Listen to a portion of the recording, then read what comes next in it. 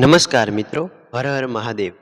મિત્રો, તમે બધા જાણો જ છો કે ઉનાળાની શરૂઆત થઈ ગઈ છે અને ગરમીના પ્રમાણમાં દિવસે ને દિવસે ખૂબ જ વધારો થતો જાય છે. તો આવા સમયે આ ગરમી સામે રક્ષણ મેળવવા માટે આપણે શું કરવું જોઈએ એ બાબત વિશે આજના વિડીયોમાં માહિતી મેળવીશું.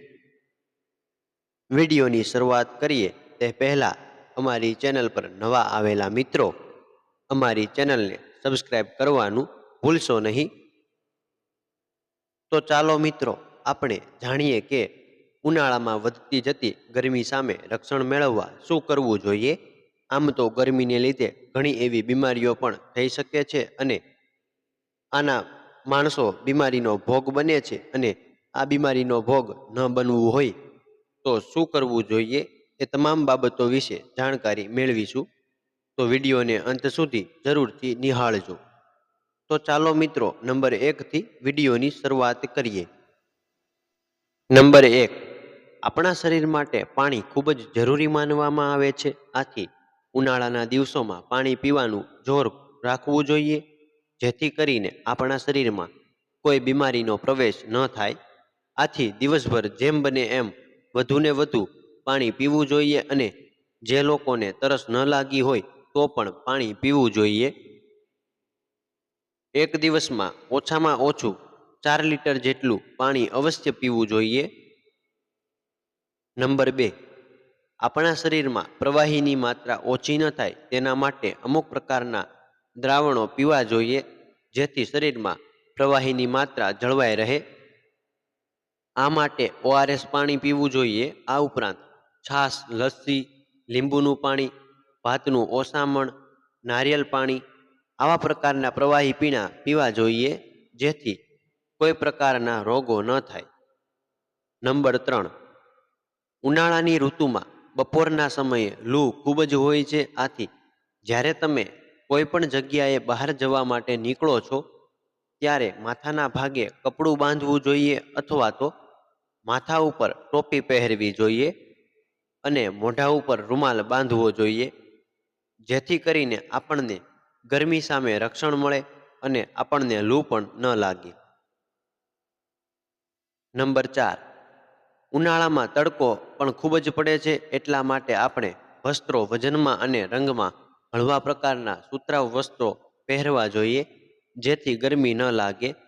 ઉનાળામાં સફેદ રંગના કપડાં પહેરવા જોઈએ, કારણ કે સફેદ રંગના કપડાં તડકા સામે રક્ષણ આપે છે. ઉનાળામાં જાડા અને વજનદાર કપડાં પહેરવાથી શરીરમાં ગરમીના કારણે પરસેવો આવે છે, અને તેના કારણે સ્કિનને લગતા રોગો પણ થઈ શકે છે. આથી ઉનાળામાં વજનમાં અને રંગમાં હળવા પ્રકારના વસ્ત્રો પહેરવાનો આગ્રહ રાખવો જોઈએ. નંબર 5, ઉનાળામાં ગરમીની પ્રમાણ ખૂબ જ વધારે હોય છે અને વાતાવરણમાં પલટો જોવા મળે છે. આથી પવનના વંટોળ આવે છે, અને આના કારણે તમે જ્યારે પણ બહાર જવા માટે નીકળો છો ત્યારે આંખના રક્ષણ માટે સનગ્લાસીસ પહેરવા જોઈએ, કારણ કે વંટોળના કારણે આંખમાં ધૂળ ન જાય.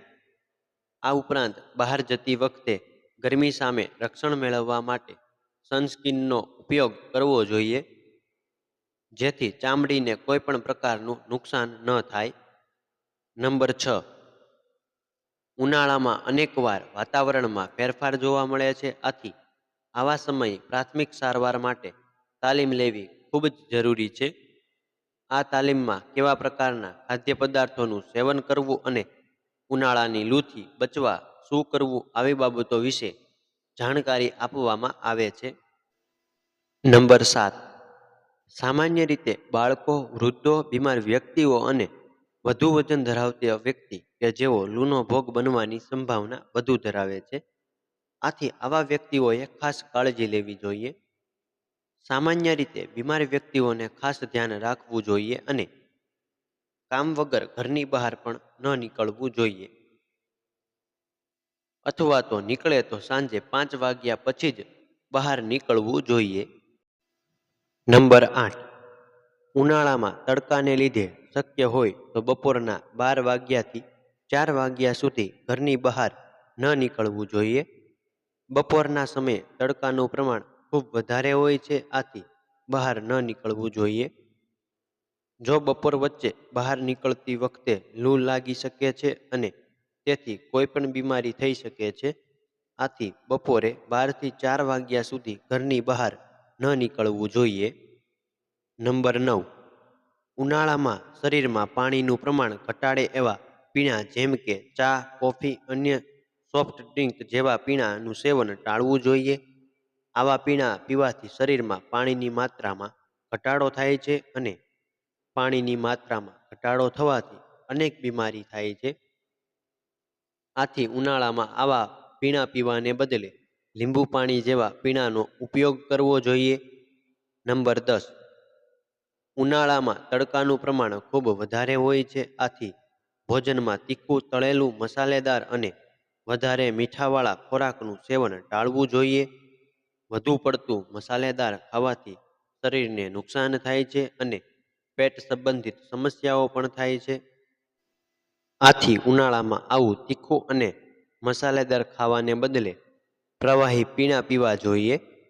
નંબર 11, જો કોઈ પણ વ્યક્તિને લૂ લાગી ગઈ હોય તો પ્રાથમિક સારવાર માટે ભીના કપડાનો ઉપયોગ કરો અથવા તો માથા ઉપર ઠંડુ પાણી રેડો. આવું કરવાથી શરીરમાં રહેલી લૂ નીકળી જાય છે.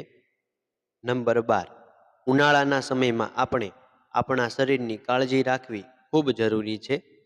આથી ઉનાળાના સમયે શરીરમાં પાણીનું પ્રમાણ જળવાઈ રહે તેના માટે લૂ લાગેલી વ્યક્તિને ORSનું પાણી અથવા તો લીંબુ પાણી આપવું જોઈએ, જેથી લૂથી પીડિત વ્યક્તિને રાહત મળી રહે. નંબર 13, ઉપર જણાવેલા ઉપાયો અનુસાર લૂ લાગેલ વ્યક્તિને કોઈ પણ ઉપાય અસર ન કરે તો લૂ લાગેલ વ્યક્તિને તાત્કાલિક સારવાર માટે નજીકના આરોગ્ય કેન્દ્રમાં લઈ જવા જોઈએ. નંબર 14, લૂ લાગેલ વ્યક્તિના શરીરનું તાપમાન સતત વધતું જતું હોય, માથાનો અસહ્ય દુખાવો થતો હોય, શરીરમાં નબળાઈ હોય, ઉલટી થતી હોય કે પછી વ્યક્તિ બેભાન થઈ જતો હોય તો તેવા સમયે તે વ્યક્તિને જલ્દીથી સારવાર માટે નજીકની હોસ્પિટલમાં ખસેડવા જોઈએ. મિત્રો, આપણે જાણ્યું તે મુજબ ઉનાળાના સમયમાં વધુને વધુ પાણી પીવું જોઈએ અને બને ત્યાં સુધી બપોરના 12 વાગ્યાથી 4 વાગ્યા સુધી બહાર ન નીકળવું જોઈએ અને બહાર નીકળતી વખતે ચશ્મા અને માથે ટોપી પહેરવી જોઈએ. આ તમામ ઉપાયોથી તમને તડકા સામે રક્ષણ મળશે.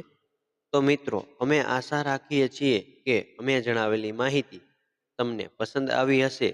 તો વિડીયોને લાઈક કરી ચેનલને સબસ્ક્રાઈબ કરવાનું ભૂલશો નહીં અને બાજુમાં રહેલા બેલ આઇકોનને ઓલ પર સેટ કરી દેજો, જેથી આવી અવનવી માહિતી તમને સમયસર મળતી રહે. જે મિત્રો વિડીયોને અંત સુધી નિહાળી રહ્યા છે તેમનો ખૂબ ખૂબ આભાર.